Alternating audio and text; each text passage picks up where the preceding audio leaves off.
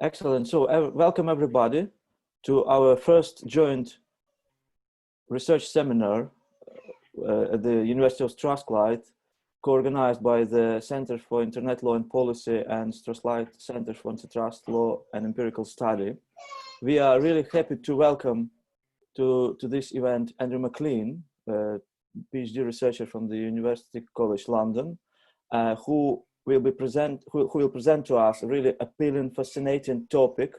And the paper itself is quite intriguing, and it already generates recognition and discussions. So it would be really interesting to hear Andrew's ideas on this very hot, vibrant problem. And then we will open the floor for questions and answers. So without further ado, Andrew, let me pass the floor to you. Thanks very much, Ola. It's a real pleasure to present here, especially across this kind of group of competition lawyers, internet lawyers. I'm looking forward to receiving some feedback. So I'll be discussing today the issue of startup acquisitions, which, as you note, is it's a very prominent topic within the competition law sphere, and I think not uniquely, but an understated element of this is the financial perspective on this trend, on this phenomenon, and so I'll lean into that. So as we, unless you've been living under a rock, you'll have seen big tech have been really under the spotlight in recent months, and even last week we had the congressional hearings in the United States, and we've got here the four CEOs who have to present, and also the Microsoft CEO looking especially smug, having somehow managed to escape scrutiny this time over. This has been raised in the EU competition law sphere, with Margaret Vestager being very prominent on the issue. Seemingly, every other conference we go to is a competition law and digital market sort of theme. And that's not to say that these platform firms are a monolith. They have different competitive issues with each one of them. Apple, the issues around their app store; Google, its search; and Amazon, it's the marketplace, etc., etc. But a common theme that runs throughout this discussion is on their mergers and acquisitions activity. Each of these firms has hoovered up dozens, tens, if not hundreds of smaller tech companies over recent years. Over 700 transactions over the last 30-ish years, and that pace has accelerated. So we've got 400 in the last decade alone.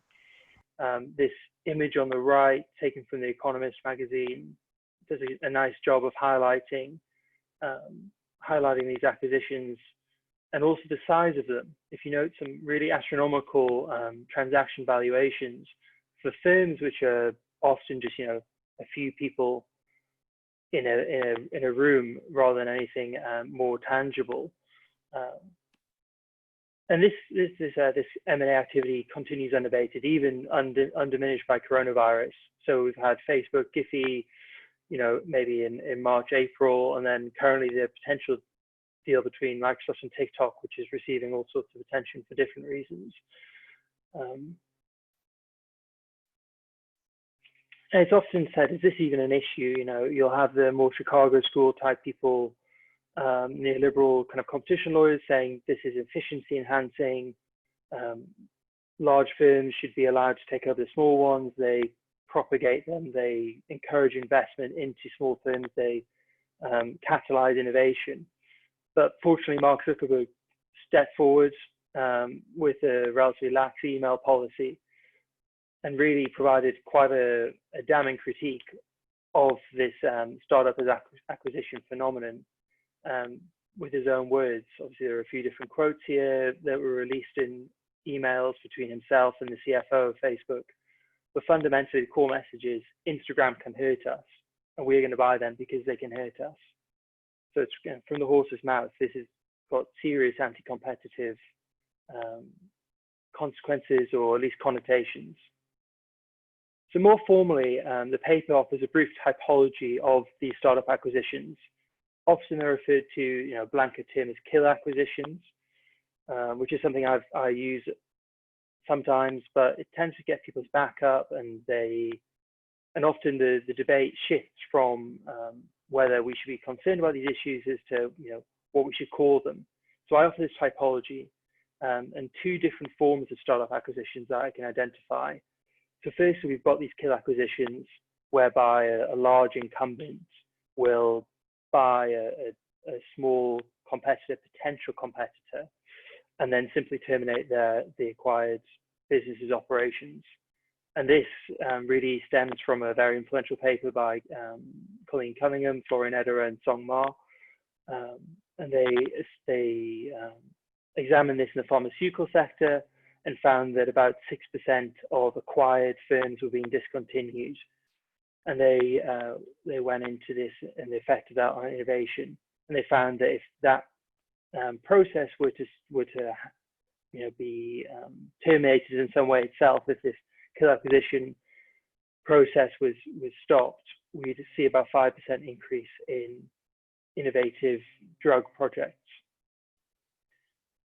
And whilst this is a very important method of startup acquisition and an important competitive threat, we see this in Facebook. Facebook have terminated about half of the firms that they've acquired.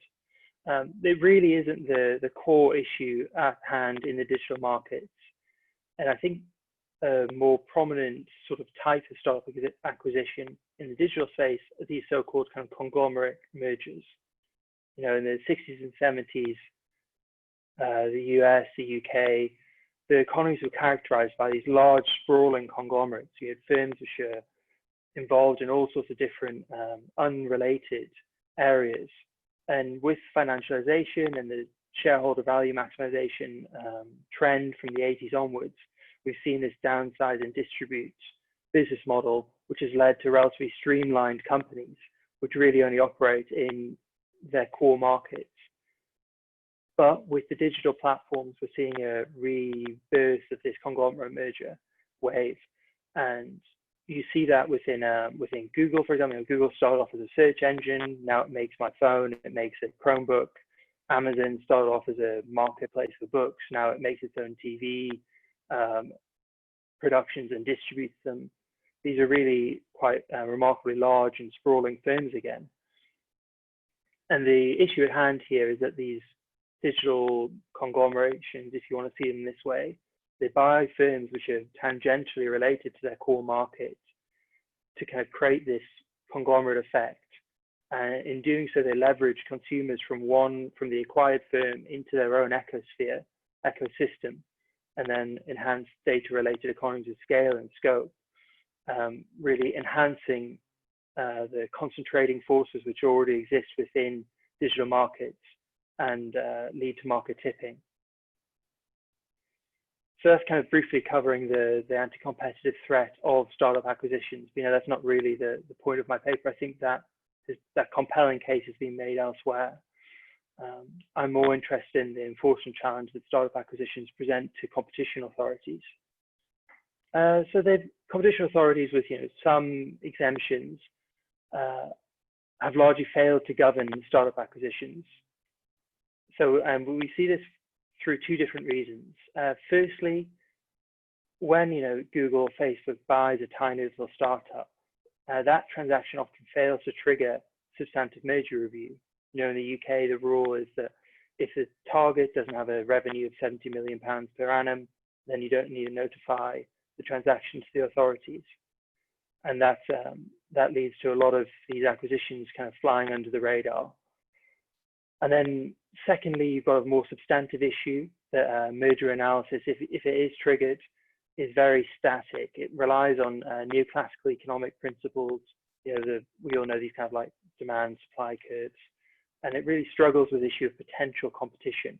And with this economic turn in competition law, the evidentiary standards are now so high that it's very, very difficult to prove compellingly or to a reasonable standard or the required standard that the acquisition of a firm which might potentially compete with you in 5 or 10 or 20 years time really falls out of this static merger analysis that characterizes competition law. But my paper mainly addresses the first of these, and I'm introducing an idea, an economic goodwill threshold test to overcome the first of these challenges. And rather than a traditional merger test, transaction test, which is interested either in the deal size, as in the United States, or with the German, Austrian proposal, or revenue as in the UK, or more traditional sort of jurisdiction. This is a ratio, and what I'm interested in is the target's net tangible assets as a proportion of total transaction value. And my argument goes that the difference between the transaction value and the tangible assets largely reflects the value the acquiring firm expects to realize from improving its competitive position, notwithstanding the value of intangible assets, like intellectual property rights. So before moving on to the mechanisms of the economic goodwill test, I again want to give a brief primer on financial capitalism, as that's the lens or the prism through which I'm seeing this issue. So financialization is a kind of a buzzword in heterodox economics. You see it in sociology, you see it in all sorts of different disciplines, but really it just refers to the replacement of managerial capitalism by financial capitalism. And what I mean by this is that firms maybe prior to 1980 were guided very much by managers. In a very famous book, Adolf Burns and Gardner Means called Corporate Managers the Princes of the Economy. They directed the firm with little concern for financiers and shareholders. They really were driving it through. And you see this in kind of institutional economic literature, so Burns and Means, you see it in Alfred Chandler, you see it in J.K. Galbraith as well. But since 1980, roughly, that sort of model has been replaced by a model oriented around shareholder value maximization and shareholder primacy. And by that, I mean that corporate managers are now kind of subordinates to financial market logic.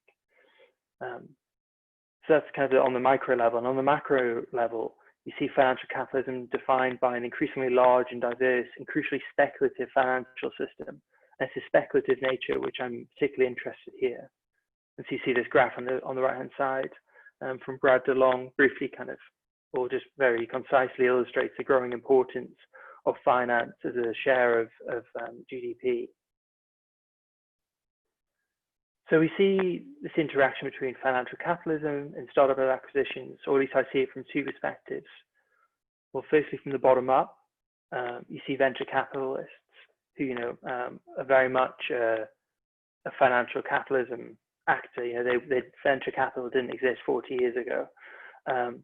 Venture capitalists funding startups and doing so kind of propagated by this investment for buyout mechanism, which has been illustrated by Luigi Zingales and his co-authors, whereby venture capitalists, they will invest heavily into one kind of pocket of Silicon Valley, let's say, and they're incentivized to do so by the prospect of these tremendously lucrative buyouts from the incumbent big tech platforms.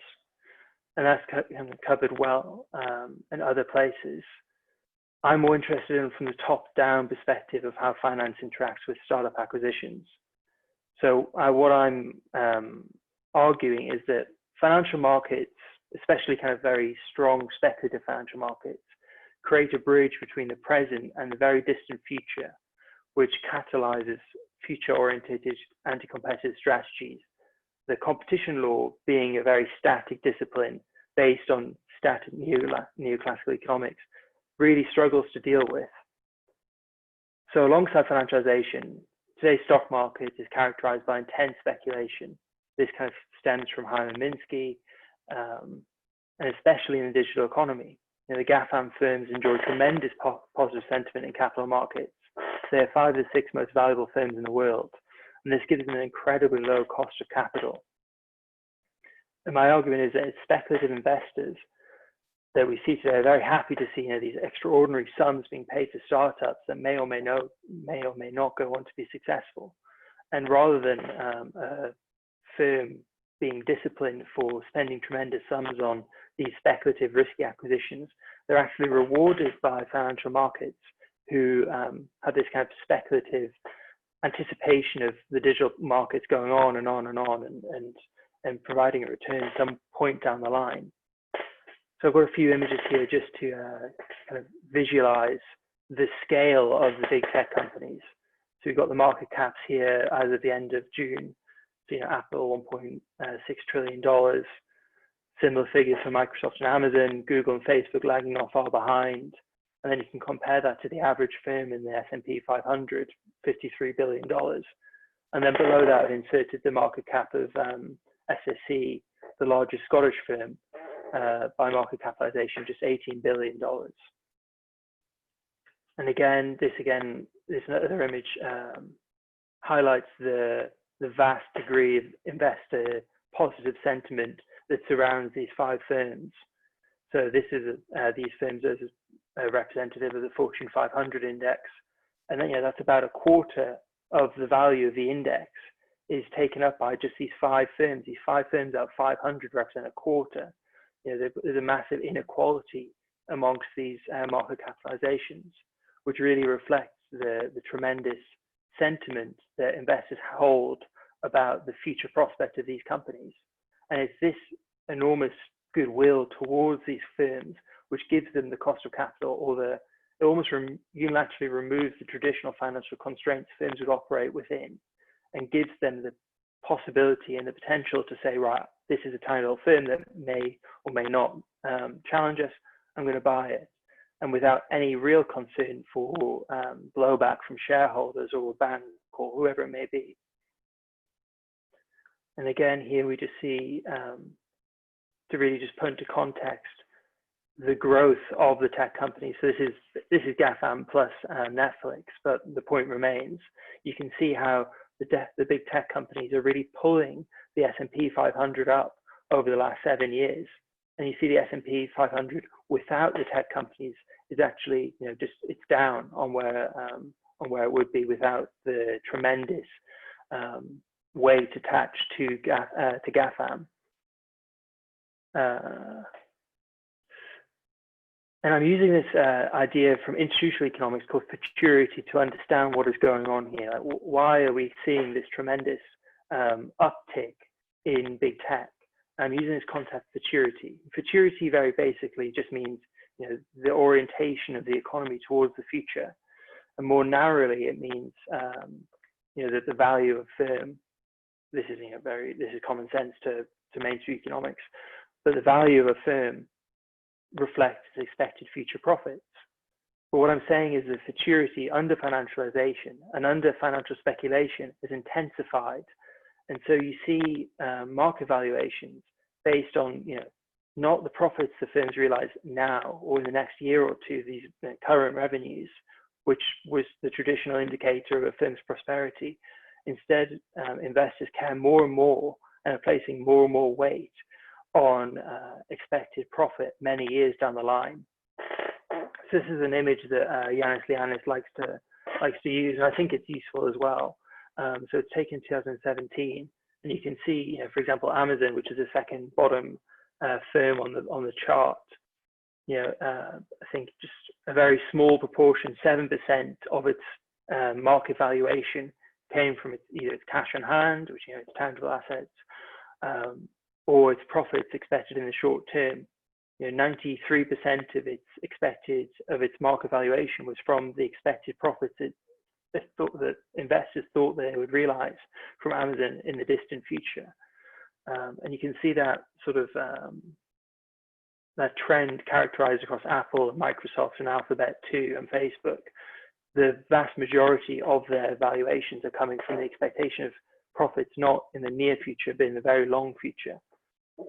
Or whilst they're not a big tech company per se or a platform, I think Tesla are a really good example of this. You can see Tesla there, infinitesimal small proportion of their market valuation, which is tremendous, is taken by tangible assets and their revenues in the here and now. And really what the entire of Tesla's market cap is based on is this expectation of tremendous pots of gold in the future. And so another little chart here to demonstrate this. This is Tesla. So Tesla never really recorded any meaningful profits or maybe any profits at all, and yet you see them just streaking away in terms of appreciation of their share price from the S&P 500. Tesla are now the most profitable, or not the most profitable, sorry, they're the most valuable car manufacturer in the world, overtaking Toyota, I think. Toyota make many, multiple times more cars than Tesla do. And what what accounts for this difference really is just investors' speculative anticipation of Tesla's enormous success sometime in the future, some unknown time in the future. So, okay, moving away from this financial capitalism and drawing on it and going back to the startup acquisition phenomenon. So I'm using this insight of futurity and speculation and what's going on in the financial markets to understand what's happening in digital markets. And I think that it's possible to use these insights to devise a new threshold test that really captures the logic of the digital merger wave. So as everyone probably is well aware, and as we discussed earlier, startup acquisitions are normally characterized by enormous transaction values compared to the financial stature of the targets. And my argument is that this largely reflects the anti-competitive motivation of the acquiring firm. So the difference between net tangible assets and the transaction value is known as economic goodwill. And so an economic goodwill test I propose is to look at the target's net tangible assets as a proportion of the total transaction value. And I think that looking at this ratio will really give competition authorities an insight into what is going on within this transaction. And so to evidence my theory, my claim, I went back through over the GAFAM's 10K filings with the Securities and Exchange Commission for the past 15 years to identify the major transactions that they note within these filings. And what I'm doing here is I'm really interested in the transaction value, obviously, the net tangible assets. Yeah, so what we're talking about here is when we're talking about tangible assets, we're talking about their cash on hand, their buildings, their land. And then intangible assets are also pertinent. So you've got things like intellectual property rights, which are obviously very important in the digital economy. And what I'm really interested in here is this highlighted column, this use value column. So the use value is representative of target's net tangible assets over total transaction value. So in this table, we've got 2/1. And where this is a negative value, we're seeing the total transaction value outstripping net tangible assets, in the sense that when you look at Google, YouTube at the time they were bought had they were in debt. They had minus $118 million of debt. Yet they were still bought for over $1 billion. So this is really, this highlighted column is what we're interested in here. So the economic goodwill test would be, I'm not prescribing any particular level, but only to say that, for example, let's say you had a 0% economic goodwill test, and you say, okay, anything below 0%, it's notifiable. So here you'd have all these transactions, apart from Microsoft LinkedIn, be notifiable because they have this negative use value. And then if a competition authority was increasingly worried or increasingly concerned by this phenomenon, you could increase the value here. So let's say a 10% use value, a 10% economic goodwill threshold test would then also include Microsoft LinkedIn, where LinkedIn was a slightly more established firm and had actual positive tangible assets. But still, 91% of the transaction value arose from economic goodwill rather than net tangible assets of LinkedIn. So this is just 5 things that I've highlighted. But this slide here, it kind of broadens out and reflects the broader empirical analysis that I did. So this is all the acquisitions that the GAFAM firms mention in their SEC filings. And this gives you a relatively clear breakdown of what's going on. So on the left-hand side, we see total transaction value. So GAFAM spent $86.5 billion on these transactions. There are only 23 or so noted in their SEC filings. They're famously close-fisted with their information. So, I'm just doing the best I can with what is out there in the public domain.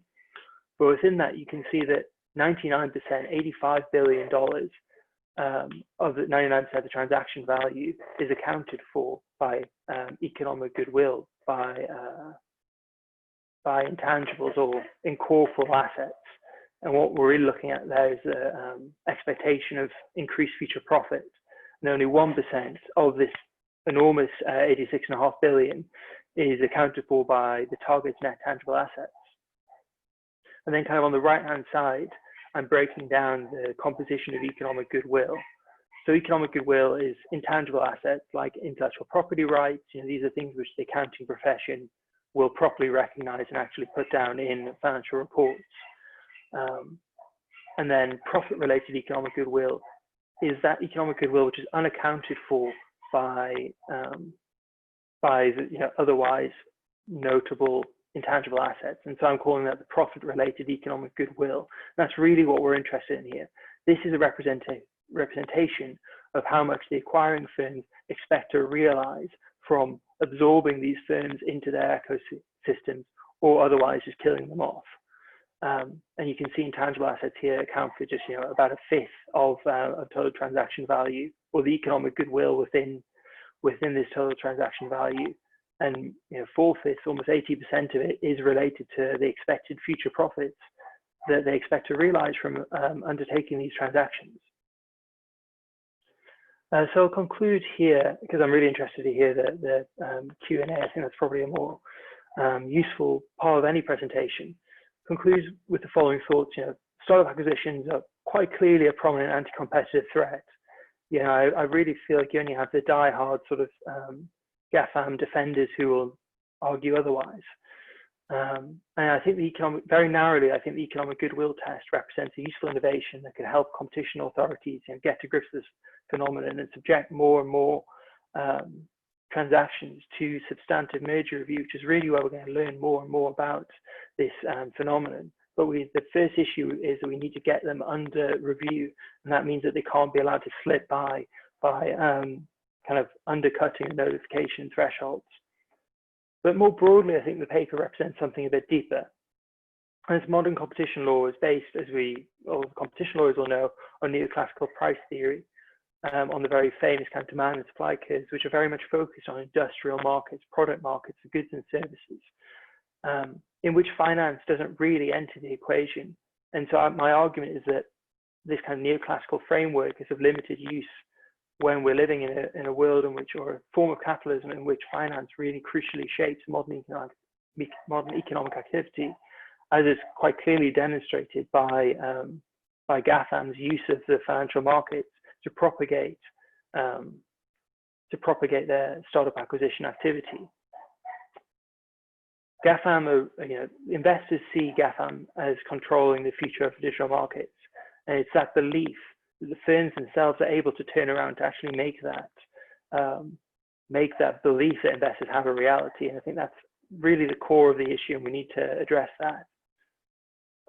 So yeah, I'm really happy to hear any questions you have, and email me later if you want to. And also a link to the working paper this is based on is there. And as Ola has mentioned, this is forthcoming in the Competition Law and Economics Journal. Thank you very much. Thank you. Thank you very much, Andrew. It's really, really appealing and really thought-provoking. Let me open the floor for questions. So let me start with my question.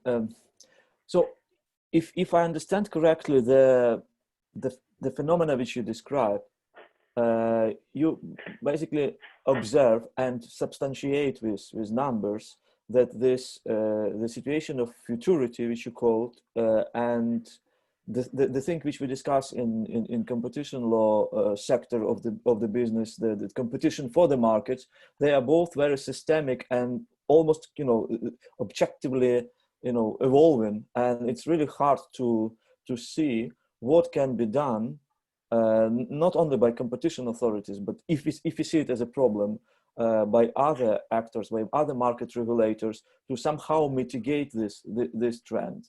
Obviously, if we cover more cases and send them subject to the review, substantive merger review, obviously it will be. I understand that this you are mainly interested in this part of the story, yeah? Yes, but no, I think you're entirely right. And that once this were to go to substantive merger review, we're still faced with this issue that competition law is inherently static at the moment. It really does struggle to deal with issues of potential competition. And so I think we've got a few different options at hand. And these are kind of been reported in the Firmin report and the Strathclyde Centre report. I've mentioned these, so you could maybe look at things like innovation spaces or anything like that. But I think more fundamentally, we just need to be more aggressive. See, in the United States, the discussion on this sense is turned more back to the presumption against mergers and reinvoking the Philadelphia National Bank jurisprudence. I think that could potentially be an option. Tommaso Belletti, he's also floated this idea of reversing the burden of proof. So I agree, these are tremendously difficult to deal with. And I think that we just need to, well, we need to do two things. One, be more aggressive. And two, I think, understand that, you know, competition law is just one tool, and to think more broadly in terms of like a toolbox approach. So looking more at ex post and ex ante regulation going hand in hand or tandem, and not being so kind of protective over our little fiefdoms of enforcement. Thank you very much, Andrew. We have two questions at the moment from Edmund Schuster and Nicola Zingales. So let's start with Edmund. Yes, hi, Edmund Schuster here from the LSE. I really enjoyed the presentation. Thank you very much. I think the broader point you make is very important, that our competition law framework is just not suited for the kind of acquisition and the kind of competition effects we see from the acquisitions, the startup acquisitions you mentioned. I think when you present this concept of futurity, that's also useful. I think in terms of the presentation, we have to be careful because there's a very significant impact on the depressed discount rates at the moment, that necessarily for any kind of business push a lot of the valuation into the future in a way that we wouldn't have had, you know, a decade ago or so. Sorry, I don't know what's going on. Yeah. The second aspect is, so the way you presented is focused on this year. Or I think it would be more useful to say, you know, how much can we expect for the next 2 years or so in terms of analyst expectations or something like that. But the point I really want to make is about your ratio. I think it's a good idea to try and find a metric for that. I just see a bunch of problems with this particular metric. And so to start with, if you look at tangible assets, and also even if you included intangible assets, you kind of ignore the fact that we've collectively made a decision in a very unclean way to encourage research and development. And so the way we do that is that through both taxation and accounting rules, we allow firms to basically expend R&D in a way that is inconsistent with what we actually want to achieve in accounting, right? So if I invest £1 million in writing software code, right, this is not an intangible asset on my balance sheet, and it will actually make me make a loss. And so that's probably most relevant exactly for the kind of acquisition that you look on. And so whenever this ratio then gets negative, I think it's just meaningless. And it's also very likely to introduce a bunch of additional distortions in the system. So take your YouTube acquisition example, right? YouTube, in a world where we focus on this ratio as a threshold test, all YouTube has to do is go out to investors and say, you know, we've had strong institutional interest. We have strong interest from strategic players.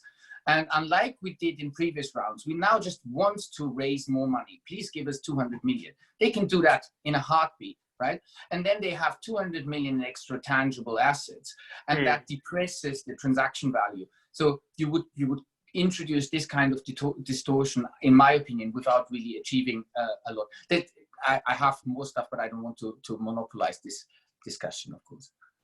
Sure. No, I completely agree. And the issue of distorting the market or distorting incentives was really at the forefront of my mind when I was thinking about how to frame the ratio or how to frame the test.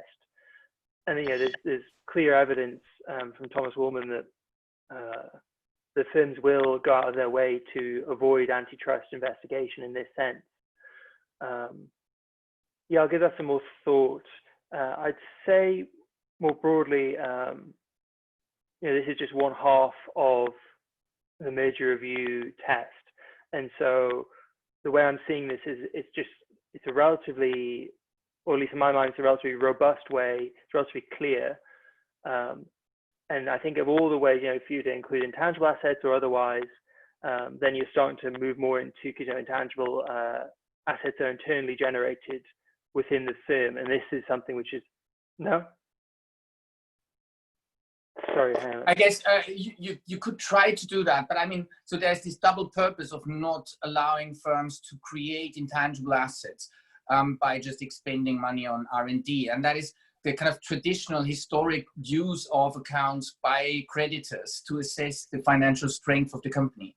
And if I sit down and I'm just an idiot and I spend a lot of time writing code that is just useless, then adding that to my accounts just adds a lot of noise, right? So I think it would be very difficult in a way that I think wouldn't solve any problems if we then want our competition authorities to independently assess the economic value of YouTube's video encoding and platform code. They just can't do it, right? So I think one way to look at it would be to say, if we can't really deal with this through competition law, maybe the expectation, a credible threat to break up these quasi-monopolies later down the road will actually have a very significant effect on valuations of those startups to start with, right? I mean, people said it's ludicrous to pay 20 billion for WhatsApp for a firm like Facebook, right? And so in a way you could say, in retrospect, it was a fantastic acquisition, but had people, or if only we make people understand that if Facebook gets too big, we will then split it up again. So the synergies from those transactions will not ultimately accrue to the shareholders. Then the support for these outsized bets will just go away. No, absolutely. I completely agree with you. And this links in heavily to people often saying, oh, you know, if you're more stern on startup acquisitions, then you're going to disincentivize a lot of venture capital. And I think it follows from the same point you're making, is that no, if these markets are truly contestable, then there'll be more money floating around, or there'll be more opportunity. Just going back to the original point. So as I said, this is just one element of a proposed merger review. And then I think we need to look more, we need competition authorities to be more financially aware, and whether this involves, you know, using financial statement or financial valuation analysis, and potentially hiring in this sort of way, you know, hiring accountants, hiring equity analysts to really understand what's going on with these firms. I think the economic goodwill test I'm suggesting is a relatively broad, relatively blunt tool just to scoop up those firms which otherwise are being bought without any sort of notification. And then on the substantive element, also include more financial valuation analysis. And that would necessarily mean competition authorities changing their game a little bit. You know, they've really pushed in recent years to develop more capability or capacity on digital or on behavioral economics. And I think the next frontier for that is to have competition authorities think more like equity analysts and understand that institutional perspective. Yeah, I think you would have to, in any event, you would at least have to net out cash. Because I mean, yeah. YouTube adding cash to the balance sheet in order to screw up your ratio and therefore not falling in would be ridiculous, right? They could still raise 100 million and buy a kind of brick and mortar add-on to their business, and they would still do it, but it's more difficult to do so. But I think if you don't net out cash, you're creating a very, you know, kind of a paper tiger kind of Sure. Model. No, I see that point. Thank you very much. Thank you very much for this intervention. Let me pass the room for Nicola, and then I think Casper has several questions. Nicola. Yes, hi, thank you. Thank you very much. And this was a fascinating presentation, Andrew, and I think it's a whole new field that I think there's a lot of need for research on. So I'm very happy that you are working on it. At the moment, it seems that you are focused on the, say, jurisdictional aspect. So to what extent can the Commission review these mergers? I'm more interested in the substantive analysis regarding Yes.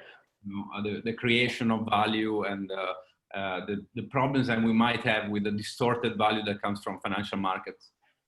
But so let me ask you for a clarification on this jurisdictional aspect, which might be very easy to deal with. That is, I wonder if you would somehow tie this economic goodwill to turnovers to some extent, or to the amounts of sales that are being made. So because of course you can have situations where the intangible value, in the sense of what the value that is expected is very high, but the transaction value is very low, and there might not be such a huge concern for competition authorities. So I wonder if you have any thoughts on how to deal with that. And then if you allow me, I have a couple more questions on like future papers. Yeah, of course. So, yeah, so one is, again, we have seen here that this top-down intervention from financial markets to create value, I think creates the possible scenario that there might be a risk of a bubble, you know, like a systemic concern. And the question there is if competition law should be concerned with that. Should these prudential considerations be somehow injected into the analysis? So that's something that I think it has happened in the context of banks, you know, and the risk that they can take, but should we extend this, you know, more broadly? And the second question I have is with regard to the efficiencies. So here, if we think about the situation where basically investors know that by buying a certain company, they clear up the space from possible threats, and therefore, you know, the value of stock increases. So there's an increase in value, and well, sometimes this might be anti-competitive, but there might be situation where actually this is because of synergies, or you know, there's some strategic consideration that is not anti-competitive. So in this regard, I think we are in a position where traditionally the merger efficiency defense has not worked that well. I imagine that in this context, it would be even more difficult to raise such defense. So would it be perhaps, you know, something to consider to amend the defense, the efficiency defense, to take into account these complex dynamics? Yeah, I'll take them maybe in reverse. Can you repeat your first question? Sorry, I've forgotten it. Sure. So it's about the fact that you focus basically mainly on the economic goodwill as independent from turnover and you know, general amount of sales. So you can have a proportion that is negative, but overall the number is still low. That's what I mean. So it might be situations where the transaction is not very significant, but there is this high number in your index.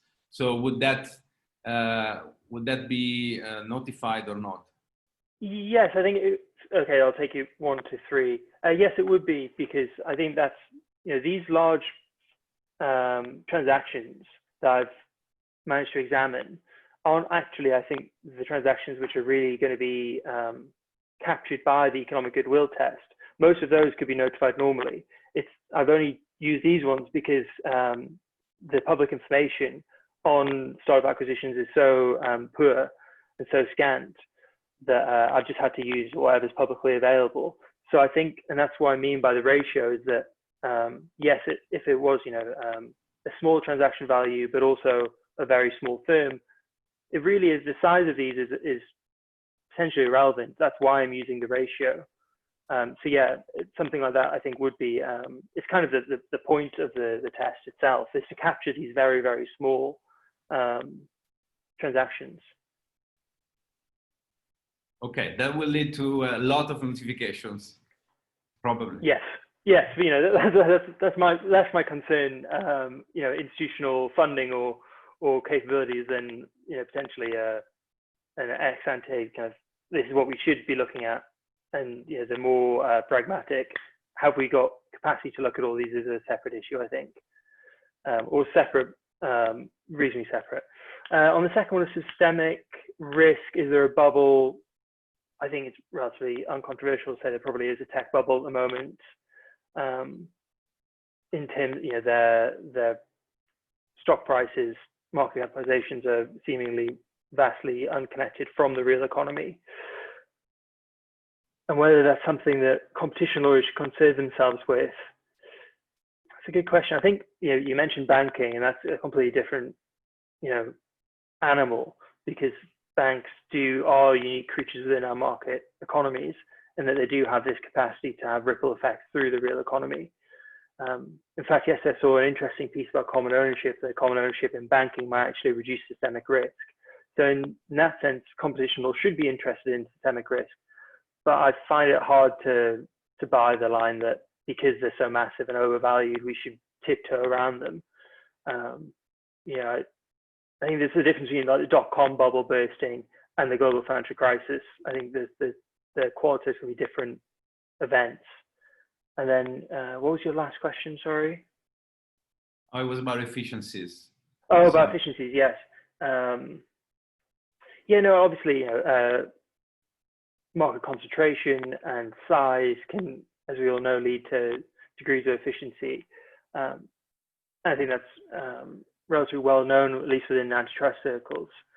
But I think what's important for those efficiencies to be shared with consumer and not just hoarded by the firm and used for exploitation is competition for the market. And I think there's a deep paradox between acquisition strategies which remove all competition and having a reasonably vibrant competition for the market.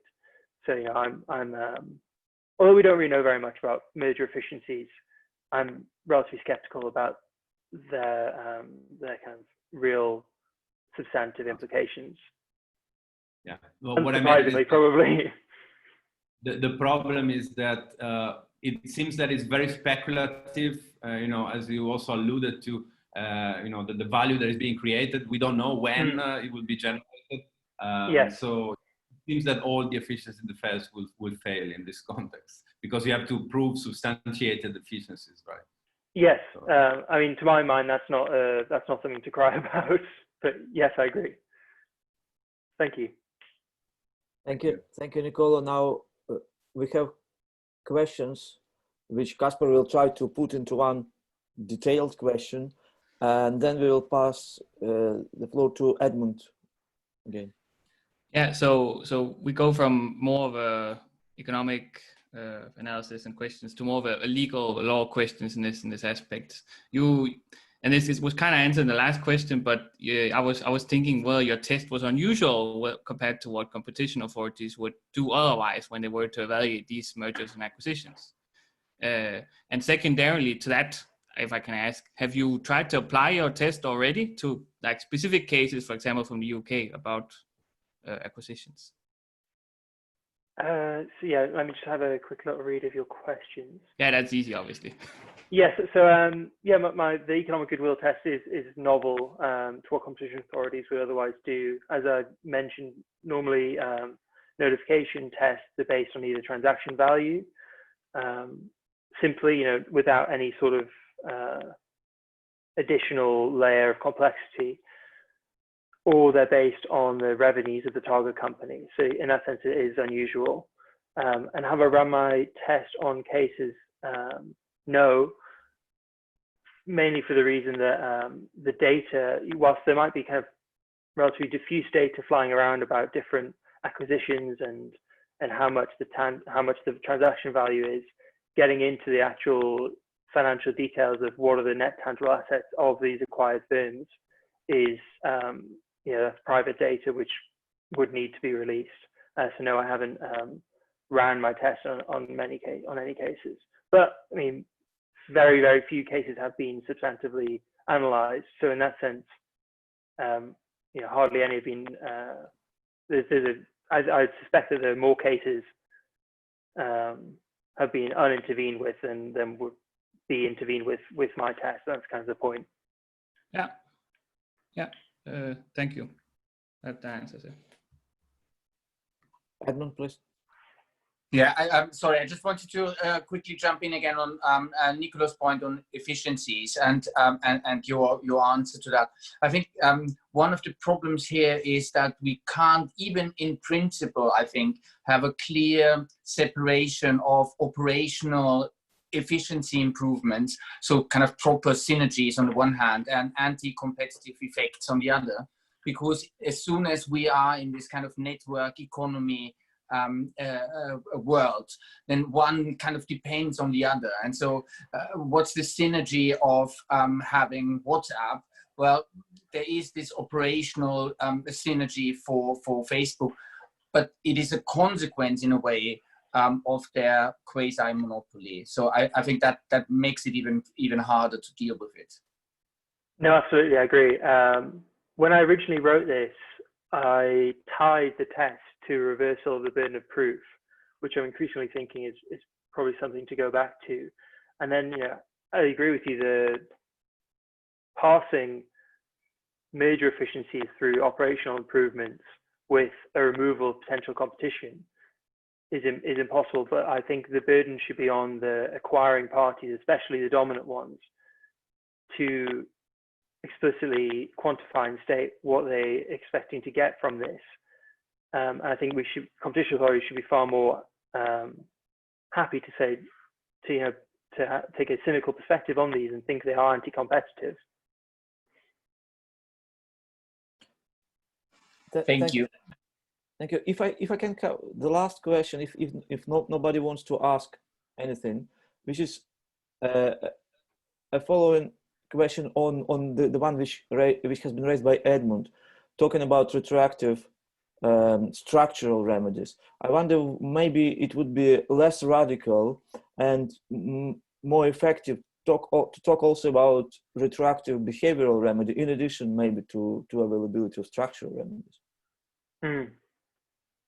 Because having structural separation or dismantling the merger, I mean, it's now being discussed, but we all agree that it's a matter of last resort, so to say. Yeah, I mean, I'm relatively skeptical of the usefulness of behavioural remedies in the long term. Yeah, they might keep them for a couple of years, but then who's really observing them? Then also, I think this ties in nicely to another issue, which I think is important with this kind of financialized perspective on competition law, is the punishment for reneging on behavioural remedies is fines. And Google or Facebook or whoever it is can really wear a fine very, very easily. It barely makes a dent in them.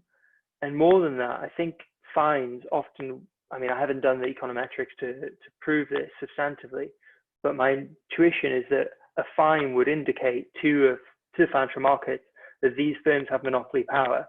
And if anything, I think market caps would probably increase, stock prices would increase if a firm like Google or Facebook is to be fined. So in that sense, I think a lack of meaningful, enforcement or ability to penalize these firms for reneging on behavioral remedies leaves us more broadly with structural issues as the route to follow. Excellent. I think we're approaching 1 o'clock. Does anybody have anything to ask Andrew or to comment? If not, let me thank on behalf of both centers and of all participants to Andrew for presenting this thoughtful set of ideas. And I'm sure we will all we're looking forward to reading this paper when it's published. The center, which I represent at the moment, we run monthly events, so you are all welcome to attend. Look forward to seeing you again. Thank you. Thanks so much, Alex. Thank you. Thanks, everyone. Thank you.